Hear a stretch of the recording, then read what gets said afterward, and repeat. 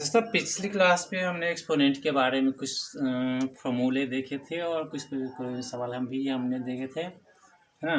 तो उसमें केवल फॉर्मूले ही देख पाए थे, सवाल नहीं के बराबर ही देख पाए थे। तो आज हम कुछ सवालों को देखते हैं जो एक्सपोनेंट के आधार पर है।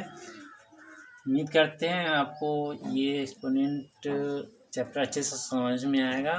देखते हैं कुछ सवालों को। इसमें से कुछ महत्वपूर्ण सवाल हमने ले रहे हैं आज। जैसे कि जो एक क्वेश्चन लेते हैं उसके बाद इसको समझने की कोशिश करेंगे। तो जैसे ये है, एक क्वेश्चन लिए हैं। क्वेश्चन है 5 के पावर में 2x plus 1 divided by 25 equal to 125, है ना। ये हो गया हमारा सवाल, है ना। इसमें करना क्या है, find the value of x। यहाँ जो x है ये 2x प्लस 1 है, तो इसमें find the value of x। Find the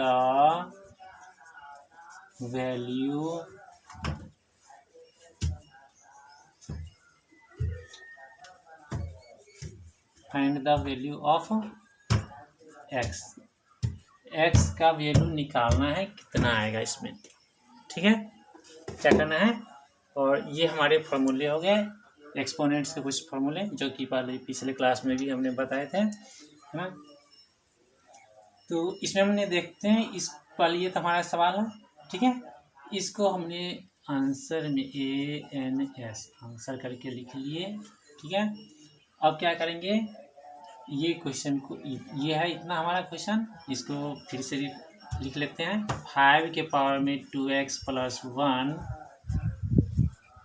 plus divided by 25 equal to 125, ठीक।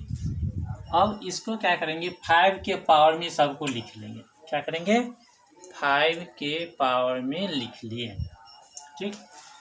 तो 5 के पावर में ये हो गया 2x प्लस 1 डिवाइडेड बाई 5 के पावर में 2 लिख सकते हैं। इसको क्या करेंगे, 5 के पावर में 2 इक्वल टू, इसको 5 के पावर में हम क्या करेंगे, लिख लेंगे, है ना। तो ये 5 के पावर कितना हो जाएगा, यानी 5, ये हो गया 5 गुने 5 गुने 5 कितना हो गया, 5 × 5 = 25, 25 × 5 = 125। तो 125 को हम लिखेंगे 5 के पावर में 3।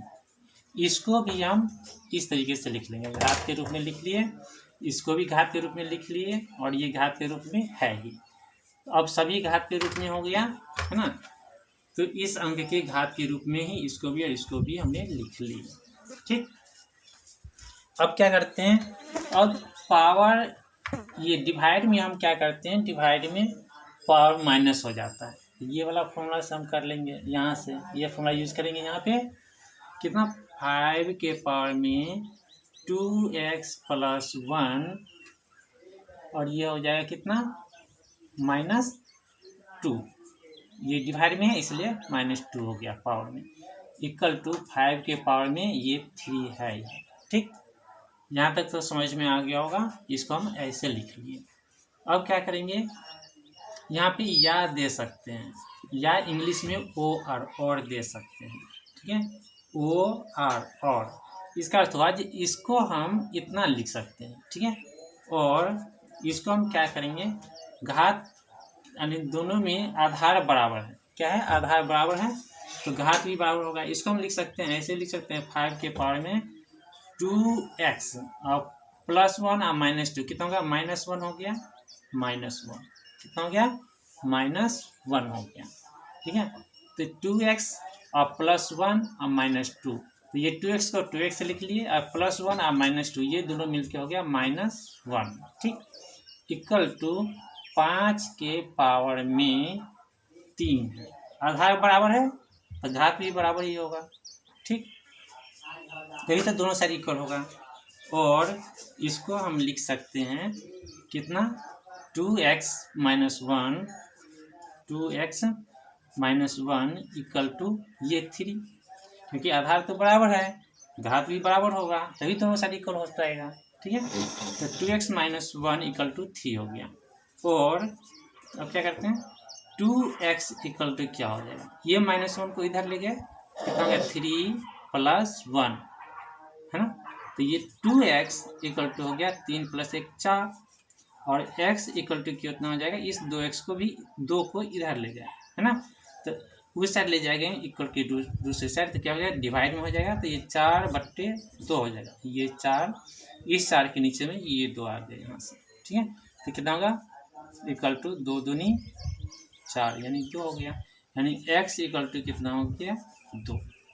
ठीक है, तो इस एक्सपोनेंट के जो फॉर्मूले हैं, इसके आधार पे हमने इस सवाल को बिल्कुल ही आसानी तरीके से कर सकते हैं, इस तरीके से। ठीक है, तो ये गणित सब्जेक्ट जो है वो प्रैक्टिस की चीज़ है, जितना आप प्रैक्टिस करेंगे उतने अच्छे से समझ में आएगा। एक बार में नहीं आता है, 2 बार 3 बार 4 बार इसको समझने की कोशिश करते रहना चाहिए। हाँ, तो इससे क्या होता है, जितनी बार हम इसको बनाएंगे, है ना, उतना ही हमारा अच्छे से समझ में आएगा, और ज़्यादा करेंगे तो स्पीड बढ़ेगा। किसी भी सवाल को करने की स्पीड बढ़ती है जब हम उसको ज़्यादा बार करते हैं, रिपीटेशन करते हैं। वैसे भी जितना प्रैक्टिस करेंगे उतना ही हम परफेक्ट बनते जाएंगे। ठीक है, तो इस एक और क्वेश्चन हम देख लेते हैं। इसमें वीडियो लंबा हो जाए इसलिए हम ज़्यादा नहीं लेना चाह रहे हैं इसमें, फिर भी देखते हैं। ठीक है, एक और क्वेश्चन हमने देख लेते हैं। जैसे है ये हमारा जैसे फाइंड द वैल्यू ऑफ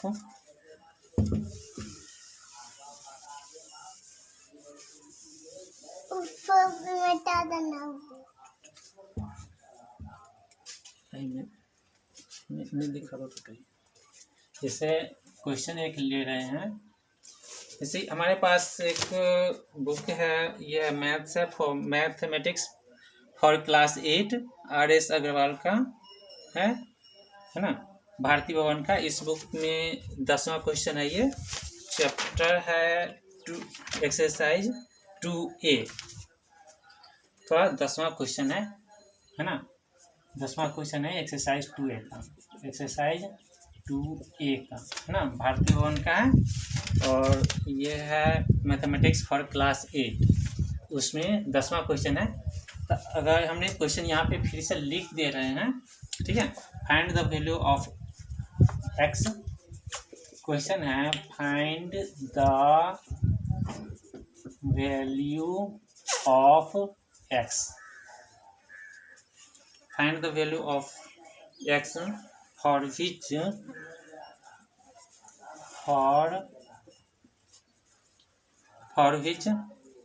4/9 के पावर में 4 इंटू 4/9 इसके पावर में -7, है ना, इक्वल टू 4/9 इसके पावर में 2x - 1। ठीक है, ये हमारा सवाल। ठीक है, अब इसको सॉल्व करना है, क्या, find the value of x, x कहाँ पर है, यहाँ पर है, इसका वैल्यू निकालना है जिससे ये इक्वेशन सॉल्व हो जाए। ठीक है, बिल्कुल इसी फॉर्मूले को हमें यूज करना है और इसका आंसर प्राप्त कर लेना है, जो कि बहुत ही आसान है। फॉर्मूला भी समझ में आ ही गया होगा, है ना, पिछले क्लास में हमने बताए थे। और इसी फॉर्मूले को यूज करके इसको सॉल्व करते हैं। तो हमने देखा है यहाँ पे आंसर करके हम क्या करेंगे, इसको हमने फिर से लिख लेंगे, है ना। तो यहाँ तो लिखा हुआ है, इसलिए हम अभी फिर से दोबारा इसको नहीं लिख रहे हैं, इसके आगे अगले स्टेप को हम कर रहे हैं। तो आधार तो सब जगह, आधार क्या है, सब में बराबर है, आधार बराबर है, तो इसमें क्या है, ये मल्टीप्लाई है, यहाँ पे इस फॉर्मूले को हम इसमें यूज करेंगे, क्योंकि यहाँ मल्टीप्लाई है। आधार बराबर रहने पर घात को क्या करते हैं, जोड़ते हैं। आधार बराबर रहने पर घात को जोड़ते हैं। ठीक है, तो आधार बराबर है इसमें, तो इसको जोड़ देंगे, कितना हो जाएगा, 4/9 इसके पावर में 4 प्लस माइनस 7, ठीक है। इसको हम ऐसे लिख लिए इक्वल टू 4/9 इसके पावर में हो गया 2x माइनस 1, ठीक है। इसको हमने ऐसे लिख लिए, ठीक। यहाँ तक समझ में आ गया होगा। इसके आगे हम क्या करेंगे, तो ये कितना हो गया 4/9 के पावर में 4 प्लस माइनस 3 कितना हो जाएगा, 4 माइनस 7 हो गया। तो 4 माइनस 7 कितना हो जाएगा, 4 माइनस 7 ऐसे भी लिख सकते हैं इसको, ठीक। इक्वल टू 4/9 के पावर में हो गया 2x माइनस 1। इसको हम अभी ऐसे ही लिखते आ रहे हैं, ठीक है। अब इसके आगे क्या करेंगे, 4 माइनस 7 कितना हो गया, -3। 4/9 के पावर में हो गया -3। 4 माइनस 7 कितना हो गया, -3 हो गया। इक्वल टू 4/9 कितना हो जाएगा, ये इसके पावर में ये है, इसको भी हमने अभी एज छोड़ दिए, ऐसे ही छोड़ दिए, ठीक है। ये इतना ही हो गया। अब क्या करेंगे, आधार बराबर है ना, दोनों साइड इक्वल है, आधार भी बराबर है तो घात भी बराबर होगा, ठीक है। तो जब घात बराबर हो जाएगा तो क्या लिखेंगे, -3 इक्वल टू इतना, ठीक है, 2x माइनस 1। तो -3 इक्वल टू हो गया 2x माइनस 1, ठीक है। इसको ऐसे भी लिख लेते हैं, 2x माइनस 1 इक्वल टू -3, ठीक है। इसको पहले लिख लिए, इसको बाद में लिख लिए, इसको ऐसे भी हम लिख सकते हैं। कितना हो गया, ये हो गया 2x इक्वल टू कितना हो गया -3, और ये -1 उधर गया तो कितना हो गया +1, तो कितना इक्वल टू कितना हो गया -2 हो गया। तो x इक्वल टू कितना हो गया -2 बाई ये 2 कितना हो गया -2 बाई, सॉरी नहीं दिख रहा है। तो अब हम क्या करते हैं, कहाँ तक दिख रहा है इसमें, 2x माइनस 1 इक्वल टू -3 है, ठीक है। इसके नीचे नहीं दिख पा रहा है, तो हम इसको क्या करेंगे, इसको हमने इरेज कर लेते हैं,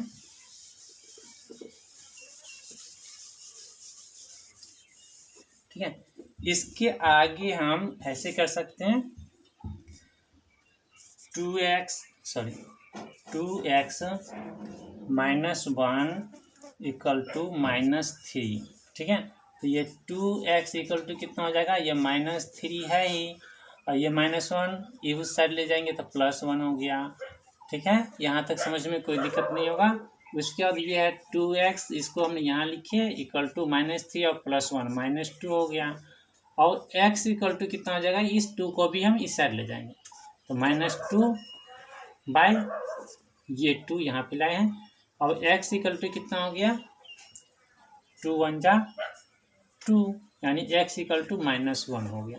हमें फाइंड क्या करना था, find the value of x, है ना, जिससे कि ये इतना इक्वल टू इतना हो जाए। तो x का वैल्यू निकलना था, x का वैल्यू निकल गया -1 हो गया, तो x का वैल्यू निकल गया, यही हमारा आंसर हो गया, ठीक है।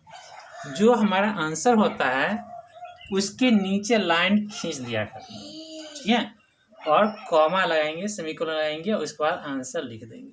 तो इस तरीके से लिखने से क्वेश्चन नंबर, एग्जामिनर जो होगा वो क्वेश्चन नंबर देखेगा, है ना, क्वेश्चन नंबर इसका आंसर x इक्वल टू -1 है, ठीक है। उसको समझ आएगा ये प्रोसेस सही होगा तभी आंसर सही आया है, और हमें फुल मार्क्स मिल जाएगा। और एग्जाम में हमेशा साफ सुथरा लिखेंगे, जिससे कॉपी चेक करने वाले को किसी भी तरह का परेशानी ना हो, ठीक है। तो अगर इस एक्सपोनेंट चैप्टर से अगर आप लोगों के पास किसी भी तरह का समस्या हो तो आप हमें व्हाट्सएप कर सकते हैं। मेरा व्हाट्सएप नंबर है 95 34 61 90 68। मैं फिर से लिख देता हूँ,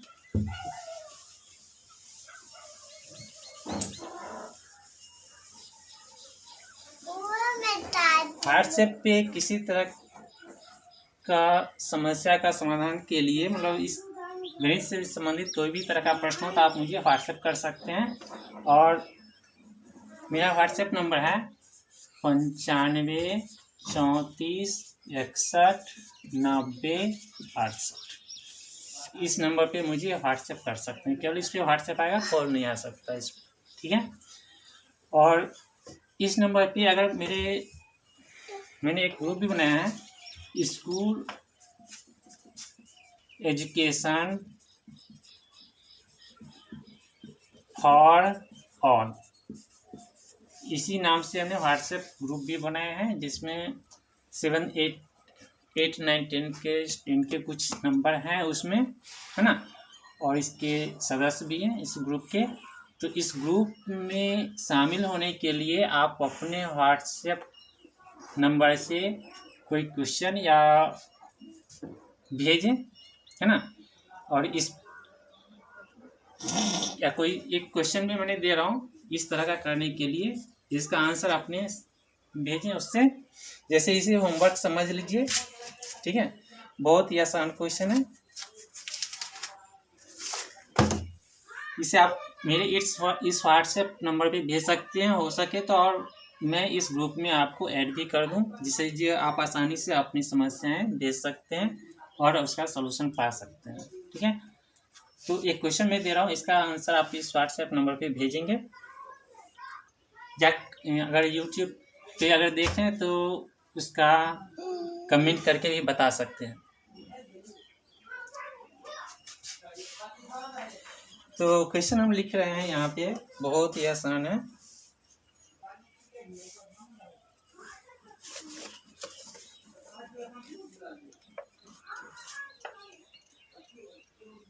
टू के पावर में -1 प्लस 3 के पावर में -1, ठीक है। इसका आंसर हमें आप बताएंगे, इस नंबर पे भेजेंगे या कमेंट करके बताएंगे यूट्यूब पे। थैंक यू, फिर मिलते हैं अगले क्लास में। इसे आप शेयर कर सकते हैं दूसरे ग्रुप में भी, ठीक है, या अपने दोस्तों को भी। Thank you. अगले दिन हम लोग करेंगे एक्सपोनेंट्स, अगले दिन हम करेंगे स्क्वायर एंड स्क्वायर रूट करेंगे। अगले क्लास में हम लोग करेंगे स्क्वायर एंड स्क्वायर रूट। इससे संबंधित अगर कोई क्वेश्चन हो वो भी भेज सकते हैं, ठीक है, इसी नंबर पे। अगले क्लास में हम लोग करेंगे square and square roots, square and square root, square and square roots, है ना, अलग अलग है ये, स्क्वायर एंड स्क्वायर रूट्स, ठीक है। यानी हिंदी में इसका हो गया वर्ग और वर्गमूल, वर्ग और वर्गमूल, ठीक है। ये चैप्टर हम अगले क्लास में करेंगे। इससे संबंधित कोई समस्याएं हो अगर आपके पास तो इस नंबर पे भेज सकते हैं, समस्या को भी देखेंगे और इस चैप्टर के बारे में भी सीखेंगे। थैंक यू दोस्तों, मिलते हैं अगले क्लास में।